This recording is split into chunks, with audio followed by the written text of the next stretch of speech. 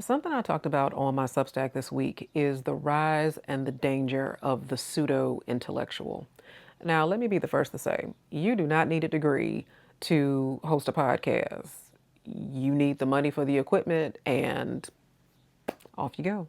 You don't need a degree to have an opinion. You can express it in this country, where the First Amendment is protected.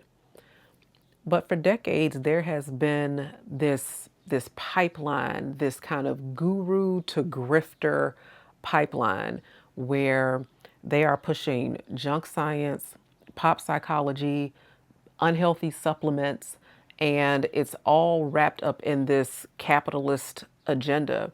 And the danger in this, one of the dangers in this, is that we form these parasocial relationships. Like, I feel like I know you, or, I feel like I can trust you. I like the cut of your jib.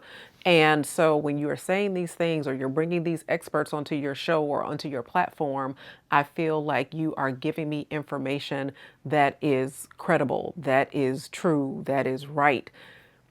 And sometimes these messages are wrapped in this kind of pseudo intellectual conversation where it sounds elevated and it sounds rational. But then when you parse it out, you're like, wait a minute, what now?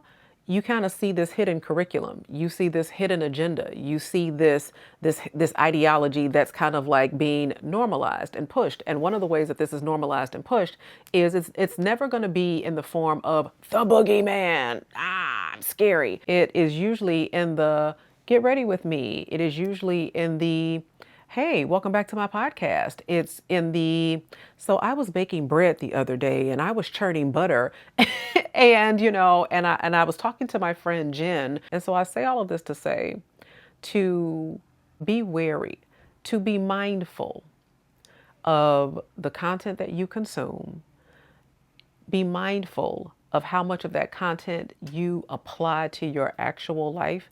Be mindful of how these ideas are shaping your lived experience. And be mindful that the interests that are being served may not be your own. Always ask the question, whose interests are being served here? And if what you're hearing is not in your best interest, it is okay to draw some boundaries and to set some guidelines around how much of that information you actually consume.